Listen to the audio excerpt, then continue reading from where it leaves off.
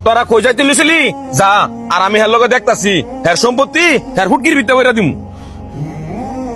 কিরা শরীফ, তুই হঠাৎ করে শেষ চস্কের লেগা? তুই উজ্জ্বলার কাছের স্বভাব কি জানোস না? এটা সারা গ্রাম পেস্ট লাগায় বেড়া।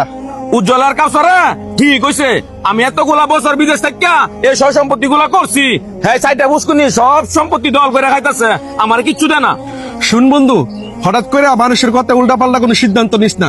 তোর ছোট ভাই রাজীব খুব সহজ সরল একজন মানুষ। আগে ভালো করে যাচাই কর, পরে সিদ্ধান্ত নে কি করবি।